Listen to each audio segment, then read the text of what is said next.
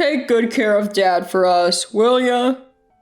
With those words, our eldest son Derek and his wife Amy grabbed their bags and headed off on a trip.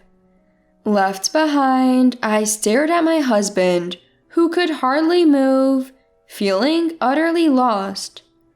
How could my children be so cruel, leaving me to care for their ailing father? I couldn't help but wonder if I had failed in raising them, as dark thoughts flooded my mind. Don't worry, I have a plan. The one who reassured me was none other than my husband. He looked at me with a smile and slowly got up from the bed. Ignoring my astonishment, he shared an idea to set things right with Derek and Amy. Shall we get started? I'm Layla, and I'm turning 48 this year. Just when our eldest son got married and we thought life would quiet down, my husband Mason had an unfortunate accident. It was a bad fall, and the man I saw in the hospital couldn't even get up on his own. Naturally, he was advised to rest completely, and my usually energetic husband became deeply depressed. Even after his discharge, he needed a wheelchair and constant care. I thought I'd be the one to take care of him, but surprisingly, Amy, my son's wife, volunteered. But it's not right to burden you, my daughter-in-law, with this. It's fine. We should help each other out in times like this. Although I found Amy's offer a bit suspicious, I had no choice but to rely on her. I was working too, and to be honest, her offer was convenient. I decided to compensate her for her help, including living expenses. About 2 weeks after my husband's discharge, I had a day off from work and planned to take him to the hospital. He was staying at Derek and Amy's place, so I headed over there to pick him up. I had informed Derek in advance that I'd be coming, but when I arrived, he seemed to be out for work. After calling out to Amy, I walked in to check on my husband and was horrified by what I saw. Amy, what on earth are you doing? Oh, Layla, right. Today's the day you're taking him to the hospital, isn't it? Amy greeted me with her usually carefree smile, but the condition of my husband behind her left me stunned. The room was a mess, filled with a terrible stench, and my husband looked terribly frail. What happened to you? My husband couldn't even respond properly. He had lost a lot of weight in just 2 weeks and looked like he hadn't been eating properly. Just as I was worrying that he might be sick, Amy said something unbelievable from behind me. Oh, Mason hasn't eaten yet today. What? But it's already 3 p.m. Yeah, so can we get him something to eat outside? Are you kidding? He's too frail for that. Can't you make some soup or something? When I suggested making some soup, Amy made a visibly disgusted face. Even though we were relying on her, she had volunteered to care for my husband. Seeing her react this way, I couldn't hold back my anger. How can you make that face when you've left him in this condition? I'm letting you use a room in your house. Isn't that enough? Do you want me to be your servant or something? That's not the point. My husband can't walk because of this accident. All I'm asking is for you to help him a little. Ugh, no way. Who wants to willingly take care of an old man? Maybe if you paid me more, I'd consider it, haha. Amy said this with a mocking laugh.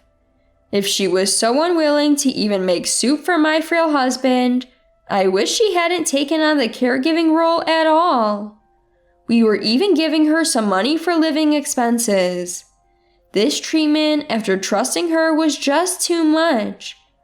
I ended up arguing with Amy. Don't call leaving him in a filthy room taking care of him. Then why don't you take care of him, Layla?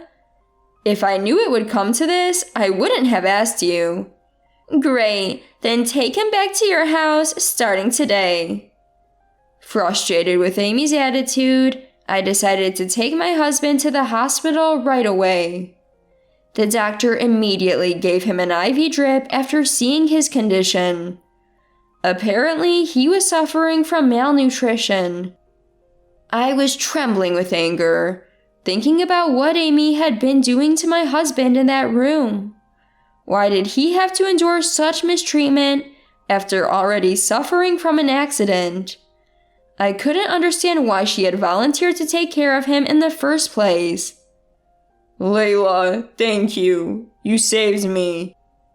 Are you okay? I'll manage. Thanks to the IV, my husband was able to talk again. He told me about the mistreatment he had received, not just from Amy, but also from Derek. They hardly prepared proper meals for him, occasionally giving him fast food or pastries. He couldn't even ask for help with a toilet or shower, which explained the terrible smell in the room. I was speechless to learn that even my son Derek was complicit. This is awful. Why did they even agree to take care of you? It's probably about money. Amy even took my credit card. What? Apparently, Amy had been borrowing my husband's credit card frequently, claiming she wasn't receiving money from me. Her actions escalated, and she ended up taking his card without permission and using it freely. Unable to tolerate this mistreatment any longer, we called Derek as soon as we got home. Hello, Mom. What's up? What's up? How could you do this to your own father? Well, I have to work, so I had no choice but to leave it to Amy. You think that excuses you? Oh, you're so annoying. If you don't like it, you take care of him. You're the one who asked Amy, right? Frustrated with Derek's unapologetic attitude, I urged him multiple times over the phone to apologize to his father. But Derek brushed off my concerns and even had the audacity to say, Fine. If you don't like how we're doing things, you can take care of Dad. Don't you feel even a little sorry for your father? Not at all. We were taking care of him, and all you do is complain. Hearing both husband and wife use the same dismissive language, I felt disheartened. Even when I asked how they'd feel if their children treated them this way in the future, they insisted it wouldn't happen to them. Oh, by the way, we're going on a vacation during the holidays, on Dad's card. What? Using Dad's card? What are you thinking? Consider it a thank you for taking care of him. So, good luck with Dad's care. With that, my son hung up without waiting for a response. My husband, who had been listening to the conversation, shook his head in disbelief. Fuming, I listened as my husband suggested a countermeasure. People like that won't learn from a scolding alone. So, what do we do? Leave it to me. I have a plan. My husband got up from the bed with a smile. Ignoring my surprise, he shared his plan with me. We decided to execute a plan that would make Derek and Amy truly regret their actions. Let's get started. While rubbing his still recovering legs, my husband spoke. While I was preparing to bring my husband home from Derek and Amy's house, Derek, on his way to work, handed me the keys and said, We're separate households now, so don't steal anything, okay? Just to clarify. What? You're planning to return Dad's card? Like I said, once we go on the trip as a thank you for the care, we'll return it. By then, Dad's account might be empty. Both of them smiled, looking like devils. I was so angry at their attitude, which was unrecognizable as that of my own son, but I held my tongue and waited for the right moment to counterattack. The next day, when they left for their trip, My husband contacted the credit card company to freeze the card. As expected, Derek called immediately, but we ignored it and enjoyed a peaceful holiday season. Do you think they'll learn their lesson just because we froze the card? He's too proud for that. This alone won't be enough. So, what's next? After the new year, we'll make them feel a bit more pain. My husband still had plans, and while continuing his rehab, he was contemplating the next steps against Derek and Amy. When the new year arrived, Derek and Amy returned from their trip and, as expected, came to our house. I answered the door while watching them bang on it and repeatedly ring the doorbell through the monitor. Mom, you're there, right? We have a complaint about Dad. What's the matter? I'll hear you out right here. Layla, isn't this a bit too harsh? What is? You said we could use the card, right? Why did you suddenly stop it? I never gave you permission to use it. They were the ones who first called us strangers, even though we're family. I have no intention of letting people who only act like family when it suits them to misuse a credit card. If they had returned the card and shown some remorse, I might have let it go. But I can't ignore their malicious attitude, showing not a hint of regret. In fact, I'd like you to pay back what you've used so far. You're asking for money back after we took care of you? You're quite stingy, Layla. It's terrifying that you consider that taking care of us. Don't think you'll get away with this. With that, Derek left with Amy. As my husband said, their unrepentant attitude left me more dumbfounded than angry. When I told my husband about their visit, he simply said, I see, and began preparing for work. The next day, he returned to work as he had informed them in advance. His colleagues were surprised at his quick recovery, but even more surprised was Derek. Dad, why? You're supposed to be bedridden. I can't leave a son like you unattended. My husband and son worked at the same company. Fearing that Derek would spread rumors in his absence, my husband decided to return to work. Though visibly annoyed, Derek began bad-mouthing my husband during lunch. My dad, even after being taken care of by my wife, is so stingy about money. You call neglecting a bedridden father care? That's rich. My mom took him back, so we were free to go. And when my wife borrowed his card for living expenses, he suddenly stopped it. Who would let people who go on vacations with someone else's card do as they please? My husband corrected his eldest son, who was trying to demean him. But no matter how much he corrected him, the coworkers seemed to side with the son, not the father. Apparently, not only Derek, but also Amy, had been spreading terrible rumors while making small talk and handing out souvenirs. Your wife pushed the care onto you without paying, right? Let her have her way a little. My wife did pay. What are you talking about? My parents just want to show off. That's why they've become so comfortable lying. At those words, my husband finally lost his temper. Derek had made him the laughingstock, saying he was exaggerating, and even denied the money I had been paying. Fed up with Derek and Amy's audacity to spread lies and play the victim, my husband pulled out something he had brought to the office. You say I'm lying? Yeah, haha. Do you have any proof? Do you remember saying this when I was bedridden? With that, my husband played a recording from the time he was at Derek and Amy's house. Despite his physical limitations, my husband had secretly recorded conversations with Derek and Amy.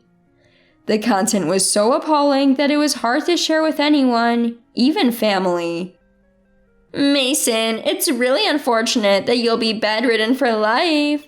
We'll use your money on your behalf. Don't say that. It's an accident. It can't be helped. Don't worry, we'll put it to good use. If you're still alive when we get back from our trip, we'll give you a souvenir. After playing the recording, the coworkers who had been siding with our children were speechless. Derek was flustered and tried to make excuses. Anyone who can say such things in front of the person involved is clearly the liar, don't you think? After being exposed, no one in the workplace sided with Derek and Amy.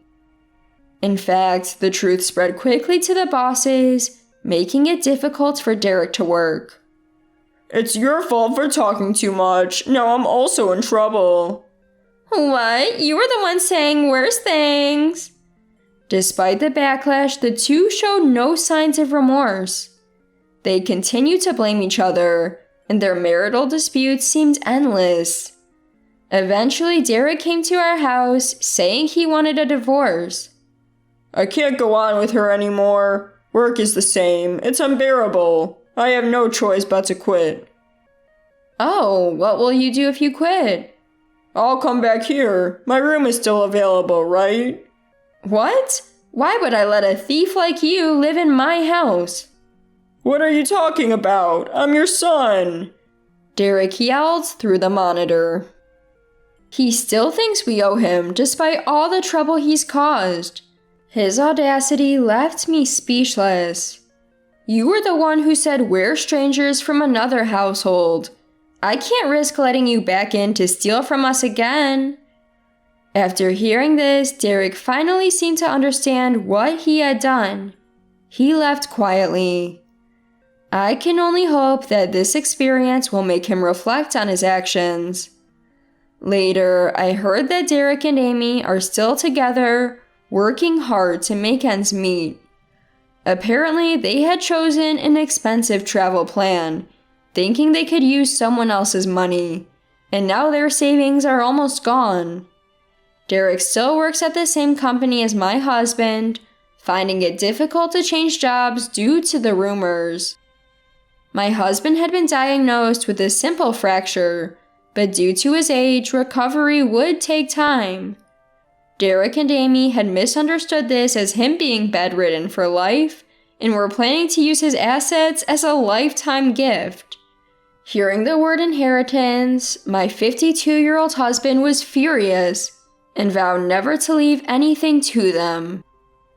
He recovered at a speed that surprised even the doctors and is now back at work more motivated than ever. I'm not losing to the young ones yet. It's good to be enthusiastic, but don't overdo it. Yeah, maybe I do need a break sometimes. Exactly. Why don't we plan a trip to Hawaii or something? Though he's always been passionate about his work, we're planning a trip to ensure he doesn't overcommit this time.